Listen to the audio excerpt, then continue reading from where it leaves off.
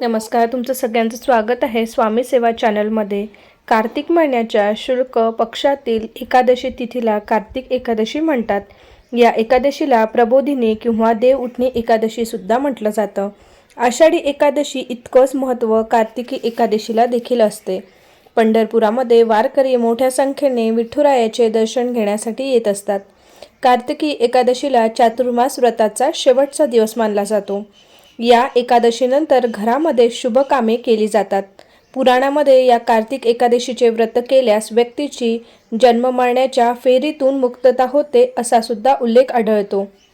या दिवशी भगवान विष्णू त्यांच्या चातुर्मासात 4 महिने निद्रावस्थेत जातात। ते कार्तिकी एकादशीला जागे होतात आणि पुन्हा या सृष्टीच्या पालनाचा भार उचलतात। म्हणून कार्तिकी एकादशीला देव उठणी एकादशी म्हटले जाते। शास्त्रानुसार कार्तिकी एकादशी साजरी करताना काही नियम पालन करणे आवश्यक असते, परंतु एकादशीच्या व्रताचा लाभ मिळतो। या नियमाकडे कानाडोळा केल्यास काही अडचणी सुद्धा निर्माण होऊ शकतात। कार्तिकी एकादशीला काय करावं म्हणजेच आपल्या सगळ्या गोष्टी, आपल्या मनोकामना पूर्ण होतील। कार्तिकी एकादशीला ब्रह्ममुहूर्तावर उठून स्नान करावे, ध्यान करून व्रताचा संकल्प करावा। त्याचबरोबर पितराच्या नावाने दान अवश्य करावे। भगवान विष्णू यांना अभिषेक करावा, साजूक तुपाचा दिवा लावून आरती करावी। त्यानंतर विष्णू सहस्रनामाचा पाठ करून श्रीहरीचे भजन व कीर्तन करावे। भगवान श्री विष्णूंना पिवळ्या कलरचा नैवेद्य अर्पण करावा। कार्तिकी एकादशीच्या तिथीवर निर्जळी उपवास करा आणि भजन कीर्तन करून दान अवश्य करावे।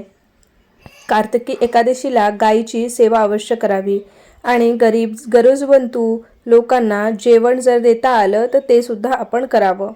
कार्तिकी एकादशीच्या दिवशी भात खाणे टाळावे।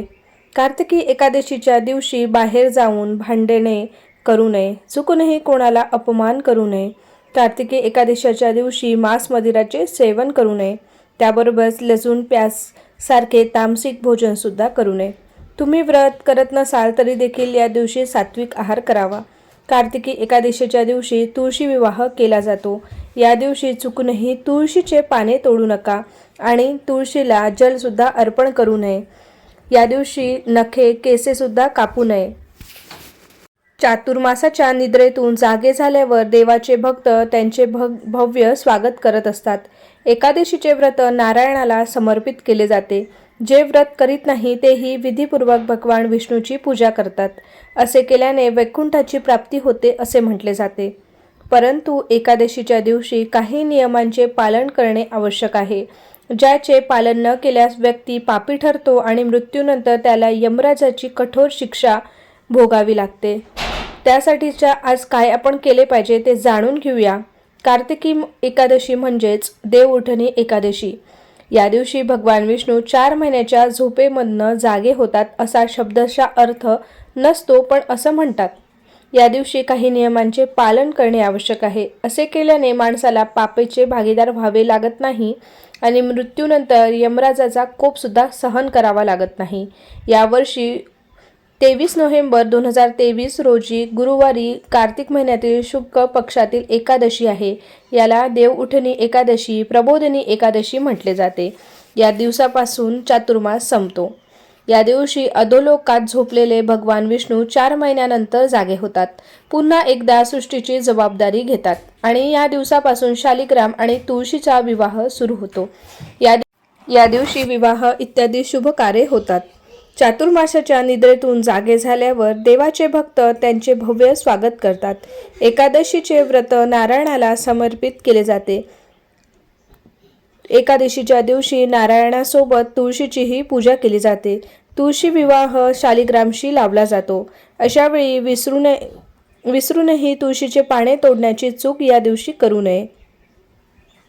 तसेच एकादशीच्या दिवशी सात्विक जेवण जेवावे। तुमचा उपवास नसला तरी या दिवशी साधे अन्न खावे। कांदा, लसूण, अंडी, मांस, अल्कोहोल इत्यादी सूडबुद्धीच्या गोष्टींचे सेवन करू नये। कोणत्याही एकादशीला भात खाण्यास शास्त्रात निषिद्ध मानले गेलेले आहे। एकादशी ही सर्वात मोठी एकादशी मानली जाते। या दिवशी विसरूनही या चुका करू नये। तुमच्या घरात शांततापूर्ण वातावरण ठेवा। ज्येष्ठांचा अनादर करू नका। भांडण वादविवाद करू नका। की असे मानले जाते की नारायणाच्या विशेष पूजेच्या दिवशी घरामध्ये वातावरण बिघडल्यास माता लक्ष्मी क्रोधित होते आणि ती नाराज होऊ शकते. एकादशीचा दिवस खूप खास असतो आणि या दिवसाचा उपासना वगैरे करून सदुपयोग करावा. या दिवशी नारायणाचा जप अवश्य करावा.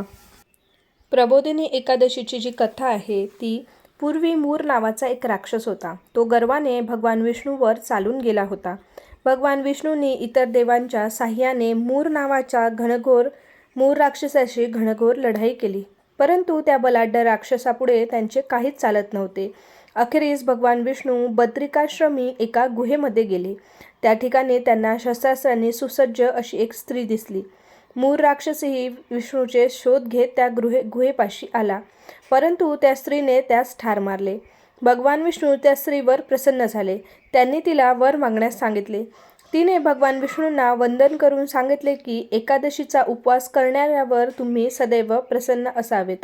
त्यावर भगवान विष्णू तथास्तु म्हणाले. उपवास केल्यामुळे ईश्वर उपासना करताना आपण अधिक एकाग्र होतो, हाच उपवासामागचा मूळ उद्देश असतो. कार्तिकी एकादशीला पंढरपूरला विठ्ठलाच्या दर्शनाला हजारो वारकरी जात असतात. आषाढी कार्तिकी एकादशीला पंढरपूरला विठोबाचे दर्शन घेणे यामध्ये सात्विक समाधान प्राप्त होते. त्यामुळे मनातील वाईट विचारांना, अनिष्ट प्रवृत्तींना आपोआपच दूर ठेवले जाते. कितीतरी लोक गळ्यात तुळशीची माळ घालून आषाढी कार्तिकीला पंढरपूरची वारी करून वारकरी झाले आहेत. त्यामुळे ते व्यसनांपासून मुक्त झालेले आहेत. मनोनिग्रह, मनोसामर्थ्य यामुळेच त्यांना हे शक्य झाले आहे. प्राचीन काली आत्ताच्या सारखी प्रवासी कंपन्या नव्हत्या. केवळ वारीमुळे हा प्रवास घडायचा. दैनंदिन आयुष्यात बदलही व्हायचा. जीवन सुखी आणि आनंदी राहायचे. त्यामुळे पंढरपूरची वारीची ओढ लागलेली असायची. तुम्ही कधी आषाढी किंवा कार्तिकी पंढरपूरला जाणाऱ्या वारीमध्ये कधी सामील झाला आहेत का? तर असाल तर मला कमेंटमध्ये नक्की सांगा. त्या सुंदर, निर्मळ, साध्या जीवनशैलीचा अनुभव घेतला आहे का? मोकळ्या आवाजात विठ्ठल विठ्ठल, जय हरी विठ्ठल असा नामघोष कधी केला आहात का? जर नसल्यास एकदा तरी वारीमध्ये सामील होऊन हा अनुभव घ्याच. कार्तिकी एकादशीची असे बरेचसे गोष्टी असतात ज्या तुम्हाला मला सांगायला आवडेल. तुम्हाला आवडल्यास मला नक्की कमेंट करून सांगा. आणि चॅनलवर नवीन असाल तर चॅनलला सबस्क्राईब करून हा व्हिडिओ जास्तीत जास्त लोकांपर्यंत शेअर अवश्य करा. कार्तिकी एकादशीला आपल्याला बरेचसे उपाय आहेत जे केल्याने आपल्या जीवनामधील बरेच अडथळे किंवा आपल्या लग्नाला ज्यांच्या उशीर होत असेल त्यांच्यासाठी सुद्धा काही उपाय असतात. शास्त्रानुसार भगवान विष्णूंचा सर्वात आवडता दिवस म्हणजे एकादशी होय.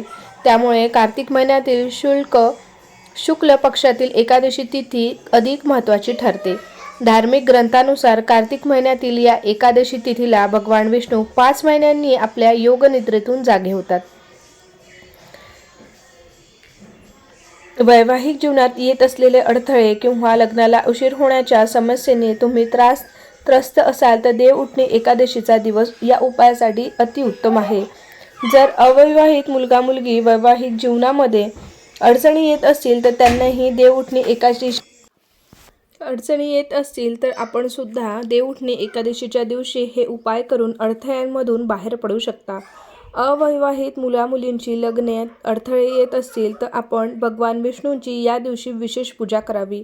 या दिवशी भगवान विष्णूंना पिवळे फूल, पिवळे वस्त्र अर्पण करावे. पिवळे वस्तू आपण अर्पण करू शकता. पिवळी डाळ, चणा डाळ अर्पण करू शकता आणि नंतर ती गोरगरिबांना दानसुद्धा करून द्यायची. भगवान विष्णूच्या पूजेच्या वेळी केशर आणि पिवळे चंदन किंवा हळदीचा टिळा अवश्य लावावा. जर तुम्हाला तुमची इच्छा पूर्ण करायची असेल तर देव उठणी एकादशीच्या दिवशी पिंपळाच्या झाडाला जल अर्पण अवश्य करावे आणि पिंपळाच्या झाडाखाली, आवळ्याच्या झाडाखाली आणि सोबतच आपल्याला विष्णूच्या दारात किंवा शंकरजीच्या मंदिरामध्ये एक दिवा अवश्य लावायचा आहे. पिंपळाच्या झाडामध्ये भगवान विष्णूंचा वास असल्याचे असे मानले जाते. जल अर्पण केल्याने तुमच्या सर्व मनोकामना पूर्ण होतील. त्यामुळे पिंपळाच्या झाडामध्ये आपण ह्या दिवशी एक दिवासुद्धा लावायचा आहे आणि एक दिवा आपल्याला आवळ्याच्या झाडाखाली, एक दिवा आपल्याला तुळशीच्या आणि बेलपत्राच्या झाडाखाली लावायचा आहे. हे 3 दिवे आपल्याला 3 ठिकाणी लावू शकता किंवा एकाही झाडाखाली तुम्ही दिवा लावला तरी काही हरकत नाही. अशा पद्धतीने तुम्हाला संध्याकाळच्या वेळी दिवा लावायचा आहे आणि पिंपळाला पाणीसुद्धा अर्पण करायचं आहे। देवउठणी एकादशीच्या दिवशी सकाळी स्नान करण्यासाठी आंघोळीच्या पाण्यामध्ये थोडी हळद मिक्स करून त्यानंतर स्नान करावे आणि आपण आपल्या आंघोळीच्या पाण्यामध्ये गंगाजलसुद्धा टाकू शकतो। आंघोळ केल्यावर पिवळे कपडे घालावे। हा उपाय केल्याने तुम्हाला भगवान विष्णू तसेच देवी लक्ष्मीची कृपा प्राप्त होईल। तसेच ज्या लोकांचे लग्न झालेले नाही त्यांनी हा उपाय केल्यास लग्नासाठी शुभ योग बनण्यास सुरुवात होईल। तसेच धनप्राप्तीसाठी सुद्धा आपण आजच्या दिवशी एक उपाय करू शकतो। कार्तिकी एकादशीला भगवान विष्णूच्या शालिग्राम रूपाची पूजा केली जाते। यासोबतच तुळशीला लक्ष्मी स्वरूप देखील मानले जाते। या दिवशी शालिग्राम आणि तुळशीला दुधाने स्नान घालावे। असे करताना ओम नमो भगवते वासुदेवाय या मंत्राचा 108 वेळा जप अवश्य करावा। या उपायाचे पालन केल्याने देवी लक्ष्मी माता तुमच्या घरामध्ये नेहमी वास करेल आणि तुम्हाला कधीच पैशाची कमतरता भासणार नाही। प्रबोधिनी एकादशीच्या रात्री पूजा खोलीच्या मध्ये आपल्याला लक्ष्मी मूर्ती समोर केशर दुधात खडीसाखर मिक्स करून अर्पण करायची आहे। रात्रभर तसेच राहू देऊन सकाळी घरातील सर्व सदस्यांमध्ये हा प्रसाद म्हणून वाटायचा आहे। या उपायाचा अवलंब केल्यास आपल्या कुटुंबातील सर्व सदस्यांची नोकरी आणि व्यवसायातली प्रगती होईल आणि यशाच्या मार्गात येणारे अडथळे सुद्धा दूर होतील। तसेच आपल्याला देवउठणी एकादशीच्या दिवशी पूजेच्या वेळी तुळशीला तुपाचा दिवा लावायचा आहे। या दिव्यात आपल्याला कापसाच्या वातीऐवजी कलावेची वात लावायची आहे। कार्तिकी एकादशीपासून कार्तिक पौर्णिमेपर्यंत दररोज तुळशीच्या झाडाजवळ हा दिवा लावायचा आहे। हा उपाय केल्याने तुमच्या घरामध्ये सुख समृद्धी आणि शांती वाढेल। देवी लक्ष्मीची कृपा सुद्धा तुम्हाला सदैव राहील। देवउठणी एकादशीला ऊस, धान्य, फळे दान करणे अत्यंत शुभ मानलं जातं। या गोष्टीचे दान केल्याने तुम्हाला पुण्य प्राप्त होतं। याशिवाय या दिवशी शिंगाडे, रताळे, उबदार कपडे दान केल्याने सुख समृद्धी मिळते आणि देवी लक्ष्मी तुमच्या घरामध्ये कायम निवास करते। या शिवाय एकादशीला दान केल्याने तुम्हाला मृत्यूनंतर मोक्ष प्राप्ती सुद्धा होते। हिंदू धर्मामध्ये दरवर्षी कार्तिकी महिन्यातील शुक्ल पक्षातील एकादशी तिथीला प्रबोधिनी एकादशी साजरी केली जाते। तसेच आपल्याला प्रबोधिनी एकादशीच्या दिवशी तुळशीच्या पानांनाही विशेष महत्त्व असते। या दिवशी तुळशी शालिग्राम यांचा विवाह केले जाते। सनातन धर्मामध्ये प्रबोधिनी एकादशीनंतर शुभ कार्याला सुरुवात सुद्धा होते। यावर्षी प्रबोधिनी एकादशीला सर्वार्थ सिद्धियोग आणि राधियोगासह अनेक शुभयोग तयार होत आहे। या दिवशी केलेल्या उपायांनी साधकाच्या सर्व मनोकामना देखील पूर्ण होतात। त्यामुळे आपल्याला तुळशीचे काही सोपे उपाय सुद्धा या दिवशी करू शकतो। प्रबोधिनी एकादशीला तुळशी मातेला लाल रंगाची ओढणी घालून तिला पाणी अर्पण करावे। यासोबतच तुळशीसमोर संध्याकाळी दिवा अर्पण करावा, दिवा लावावा। असे केल्याने जीवनामधील सर्व अडथळे दूर होतात। तसेच प्रबोधिनी एकादशीला तुळशीच्या रोपावर लाल रंगाचा धागा बांधावा। असे केल्याने व्यक्तीचे सर्व संकट दूर होतात, घरामध्ये सुख समृद्धी भरभराट होते। या दिवशी तुळशीला कच्चे दूध अर्पण करणे सुद्धा शुभ मानले जाते। यासोबतच सुखी वैवाहिक जीवनासाठी तुम्ही तुळशीला शृंगाराच्या 16 वस्तू अर्पण करू शकता। असे केल्याने अखंड सौभाग्य प्राप्त होते असे म्हटले जाते। प्रबोधिनी एकादशीच्या दिवशी तुळशी आणि शालिग्रामजींचा विवाह आयोजित करणे शुभ आहे। असे केल्याने वैवाहिक जीवनातील अडचणी दूर होतात, पती-पत्नीच्या नात्यामध्ये प्रेम वाढते। या दिवशी आपल्याला अजून काही उपाय जर करायचे असतील तर ते सुद्धा आपण करू शकतो। एकादशीच्या दिवशी सर्वात पहिल्यांदा शंखामध्ये गाईचे दूध भरून भगवान विष्णू यांना स्नान घाला, मग गंगाजलने स्नान घाला। असे केल्याने व्यक्तीच्या आर्थिक समस्या दूर होतात। भगवान विष्णू यांची पूजा करताना ओम नमो भगवते वासुदेवाय नमः या मंत्राचा जप अवश्य करावा। त्यामुळे आपल्या जीवनातील सर्व समस्या दूर होताना दिसतात। भगवान विष्णू यांची पूजा करताना शुद्ध तुपाचा दिवा जरूर लावावा।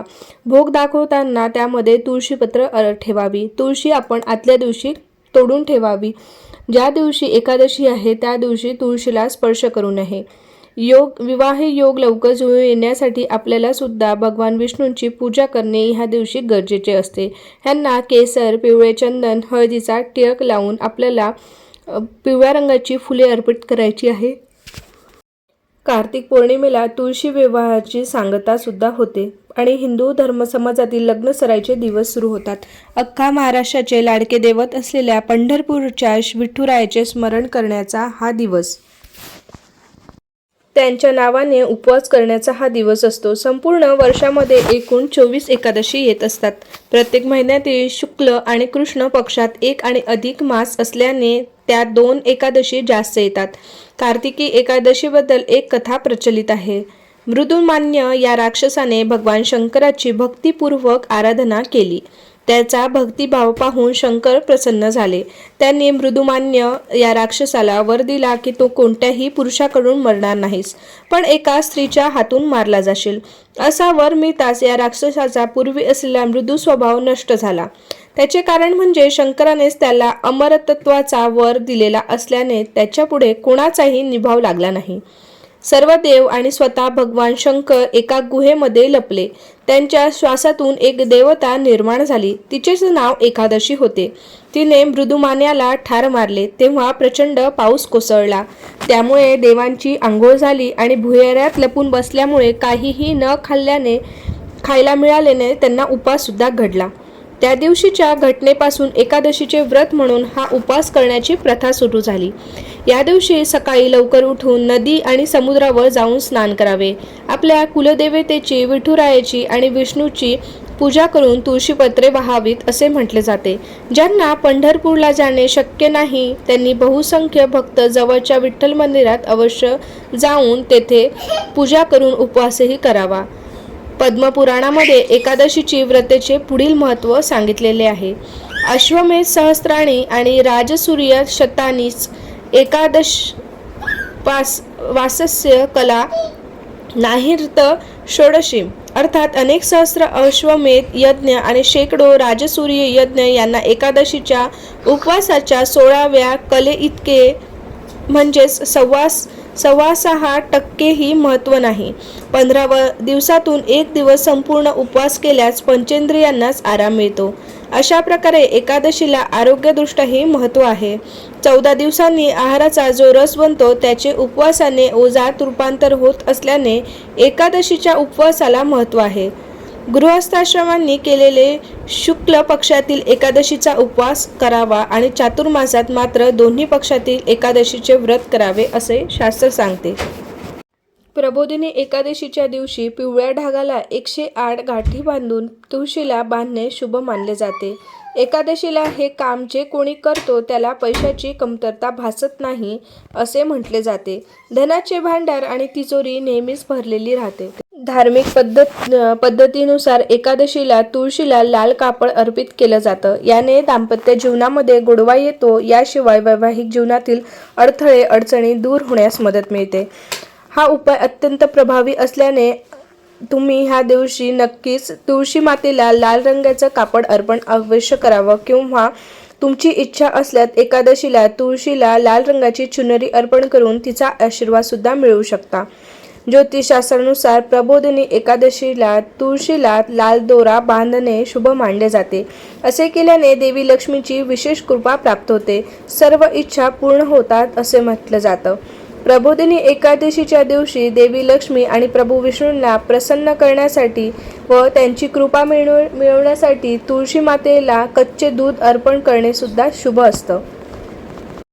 कार्तिक शुद्ध एकादशी म्हणजे आषाढ महिन्यात झोपलेल्या भगवंताला 4 महिन्याच्या दीर्घ झोपेतून उठवण्याचा दिवस. प्रबोधन म्हणजे जागवणे, उठवणे म्हणून झोपेतून जागवण्याचा दिवस. प्रबोधन म्हणजे जागवणे, उठवणे म्हणून तिला प्रबोधिनी एकादशी असे नाव देण्यात आलेले आहे. आपल्यातील राम जागृत व्हावा, आपल्याला आपल्या जबाबदारीचे भान यावे यासाठी लक्षणात्मक करिता आपल्या ऋषींनी भगवंताला झोपवले. खरे पाहता भगवंताला जागवणे म्हणजे स्वतःला जागवणे. झोपलेल्याला उठवणारी, बसवलेल्याला उभी करणारी, उभा असलेल्याला त्याला चालायला लावणारी आणि चालत असेल त्याला धावायला लावणारी ही जिवंत आणि प्रेरणादायी वैदिक संस्कृती आहे असे म्हटले जाते. मानवाचे जीवन कमलपत्रावर असलेल्या पाण्याच्या थेंबाप्रमाणे आहे. त्याला व्यर्थ प्रमादाप्रमाणे मध्ये उधळून न टाकता माणसाने जागृत राहून त्याचा योग्य उपयोग केला पाहिजे. कोंबड्यांच्या आवरण्यालाच किंवा सूर्याच्या उगवण्यानेच सकाळ होत नाही, तर माणसाच्या उठण्याने सकाळ होते. ज्ञान हे सद्गुण आहे. कोणीही माणूस जाणून बुजून वाईट बनत नाही. गरज आहे ती केवळ सत्य समजून घेण्याची. आज प्रत्येक माणूस झोपलेला दिसतो, मात्र जागृत असलेल्याचा देखावा करण्यात तो अतिशय कुशल बनलेला आहे. दुसऱ्या भाषेत सांगायचे झाले तर माणूस अधिक दांभिक बनला आहे. आळस, अज्ञान व अंधार याच्या घोर निद्रेत असलेल्या मानवाला जागवणारी एकादशी म्हणजेच प्रबोधिनी एकादशी. या दिवशी भगवंताचे तुळशीचे लग्न लावण्याची परंपरा आहे. भगवान 4 महिने झोपल्यानंतर आपण जे काही उलटसुलट केले असेल त्याचा अतिशय कडक हिशोब त्याने आपणाकडून मागू नये, म्हणून त्याचे ध्यान दुसरीकडे वळवण्यासाठी मानव भगवंताचे लग्न लावून देतो, अशी विनोदी कल्पना कोणाच्या मनात येऊ शकते. भारतीय संस्कृती तुळशीला विभूती समजते आणि तुळशीमाता या नात्याचे पूजन करते. समाजातून रोग, विकार आणि पाप दूर करण्यासाठी तुळशीप्रमाणे आपणही कटिबद्ध झालो तर आपणही प्रभूंशी लग्न लावू शकू. पण हे सगळे तारुण्यात शक्य आहे. या गोष्टीचे आपल्याला भान यावे. तुळशी नारायणाच्या लग्नाचा मंडप उसाच्या झाडांनी बनवण्यात येतो. उसासारखे रममय जीवन असेल म्हणजे तारुण्यात प्रभू कार्य करता आले तरच प्रभूमिलनाची शक्यता राहू शकते. दिवाळीच्या दिवशी अगणित दिवे लावतात, तसे भगवंताच्या विवाहाच्या आनंदात या दिवशी लोक अखंड दिवे लावतात. देवासाठी लावलेल्या या दिवामुळे प्रबोधिनी एकादशी देवदिवाळी म्हणून साजरी केली जाते. कार्तिक महिन्याच्या शुद्ध पक्षातील एकादशी प्रबोधिनी एकादशी म्हणून साजरी केली जाते. दक्षिणायन ही देवांची रात्र मानली जाते, तर उत्तरायण हा देवांचा दिवस. कर्क संक्रांत आषाढ मासात येते, म्हणून आषाढ शुद्ध एकादशी देवशयनी एकादशी म्हटले जाते. त्या दिवशी देव झोपी जातात अशी समजूत रूढ आहे.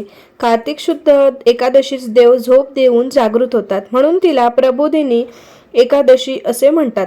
नवसृष्ट निर्मिती हे ब्रह्मदेवाचे कार्य सुरू असताना पालन करता श्री विष्णू निष्क्रिय असतो, म्हणून चातुर्मासास विष्णुशयन म्हटले जाते.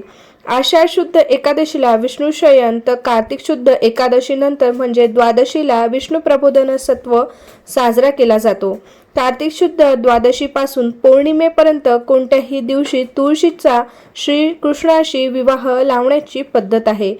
तुलसी विवाह केल्यास कन्यादानाचे पुण्य मिळते व मोक्ष प्राप्ती होते अशी मान्यता आहे. भारतीय संस्कृतीमध्ये तुळशीला फार महत्त्व आहे. विष्णूला तुळस प्रिय असल्यामुळे तिला हरिप्रिया असे देखील संबोधले जाते. तुळशी वाचून केलेली विष्णूची पूजा व्यर्थ ठरते. पद्मपुराणामध्ये असं म्हटले जाते, समुद्र मंथनातून जेव्हा अमृत निघाले तेव्हा त्याचे थेंब जमिनीवर पडले. त्यापासून तुळशी वनस्पती उत्पन्न झाली, तिचा जन्म झाला असे म्हटले जाते. तुळशी विवाह झाल्यानंतर चातुर्मासात जी व्रते घेतलेली असतील त्या सर्वांचे उद्यापन सुद्धा केले जाते. तुळशी विवाह म्हणजे तुळशी वनस्पतीच्या रोपाचे शालिग्राम किंवा विष्णू किंवा त्यांचे अवतार श्रीकृष्ण यांनी विवाह प्रबोधिनी एकादशीपासून करण्याची पूजोत्सव प्रथा आहे. भगवान विष्णू कार्तिक महिन्यातील देवउठणी एकादशीला संपूर्ण 4 महिने झोपल्यानंतर उठतात, तेव्हा तुळशीशी लग्न लावतात. भगवान विष्णूला तुळशी प्रिय आहेत आणि तुळस ही लक्ष्मीचे रूप मानली जाते. हिंदू धर्मामध्ये तुळशीला पापनाशिनी म्हणून अनन्यसाधारण महत्त्व आहे. तुळस ही भारताच्या सर्व प्रांतांमध्ये सर्व भागात उगवणारी वनस्पती आहे. बहुतेक कुटुंबाच्या घरामध्ये अंगणामध्ये तुळशी वृंदावन असतेच असते.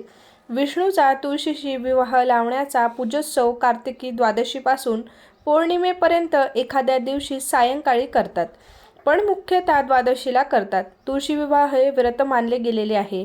हे व्रत केल्याने कर्त्याला कन्यादानाचे फल मिळते असे म्हटले जाते. घरातील कन्या मानून घरातील तुळस वृंदावनाशी तुळशीचे रोप असलेल्या कुंडीची गेरू आणि चुन्याने रंगरंगोटी करतात. तिला सजवतात. त्यावर बोर, चिंच, आवळा, कृष्णदेव सावळा असं लिहितात. बोर, चिंच, आवळा, सीताफळ, कांद्याची पात त्यात ठेवतात. कुटुंबातील कर्ता माणूस स्नान करून तुळशीची कृष्णाची पूजा करतो. नंतर त्यांना हळद तेल लावून मंगल स्नान घालतो. तुळशीला नवीन वस्त्र पांघरतात व त्यावर मांडव म्हणून उसाची वा धांड्याची खोपडी ठेवतात. पूजेचे उपचार समर्पण करून विष्णूला जागे करतात व त्यानंतर बाळकृष्ण व तुळस दोघांमध्ये अंतरपाठ धरून मंगलाष्टके म्हणून तुळशीचा विवाह लावला जातो. कर्त्याने यानंतर तुळशीचे कन्यादान करावे आणि नंतर मंत्र, पुष्पांजली आणि आरती करावी असा संकेत आहे. घरच्या कन्येस श्री विष्णूसारखा आदर्श कांची नगरीमध्ये कनक नावाचा राजा होता. त्याला नवसाने एक मुलगी झाली. तिचे नाव किशोरी होते. तिची पत्रिका पाहून ज्योतिषाने सांगितले, जो तिच्याशी विवाह करेल त्याच्या अंगावर वीज पडून तो मरेल. एका ब्राह्मणाने किशोरीला द्वादक्षरी विष्णू मंत्र सांगितला. त्या मंत्राचा जप करावा आणि तुळशीची पूजा व कार्तिक शुद्ध नवमीला तिचा विष्णूशी विवाह लावावा असे व्रत त्यांनी तिला सांगितले. ती त्याप्रमाणे करू लागली. एकदा एक गंध्याने तिला पाहिले व तो तिच्यावर मोहित झाला. माळिणीच्या मदतीने स्त्री वेश घेऊन त्या माळिणीबरोबर तो किशोरीकडे आला. ती माळीण म्हणाली, मी ही माझी मुलगी आहे. फुलांची रचना करण्यात तरबेज आहे. तुला देवासाठी फुलाच्या नाना प्रकारच्या रचना करून देत जाईल. गंधी किशोरीकडे दासी म्हणून राहू लागली. कांची राजाचा पुत्र मुकुंद हाही किशोरीवर मोहित झाला होता. तो सूर्याचा खूप उपासना करायचा. सूर्याने स्वप्नात दृष्टांत देऊन त्याला सांगितले की तू किशोरीचा नाश सोडून दे. तिच्याशी विवाह करणारा वीज पडून मरेल. मुकुंद सूर्याला म्हणाला, तुझ्यासारखा देवाला तिचे वैधव्य टाळता येईल. किशोरी मला लाभली नाही तर मी अन्न पाणी वर्ज्य करून मरून जाईल. सूर्याने किशोरीच्या वडिलांना दृष्टांत देऊन सांगितले की राजपुत्र मुकुंदाला तू आपली मुलगी दे. कनकराजाला हा विवाह मान्य करणे भाग पडेल. कार्तिक द्वादशीला ही लग्नाची तिथी ठरली. गंध्याला हे सर्व कळले. तो खूप दुःखी झाला व त्याने ठरवले की लग्न मंडपात जाण्याआधी तिला हात धरायचा. त्याचवेळी मेघगर्जनांसह किंवा वीज कडकडल्या किशोरीलाही भांबावून गेली. ती बाहेर आली आणि गंध्याने तिचा हात धरला व त्या क्षणी गंध्याच्या डोक्यावर वीज कोसळली आणि तो मरण पावला. नंतर राजपुत्र मुकुंद याच्याशी तिचा विवाह झाला. तुळशीव्रताच्या प्रभावाने किशोरीचे वैधव्य टळले. तुळशीव्रत हे काम्य व्रत आहे. तुळशी विवाह करणे हे या व्रताचाच एक भाग मानला जातो. या निमित्ताने कर्त्याला कन्यादानाचे पुण्य लाभते असं म्हटलं जातं.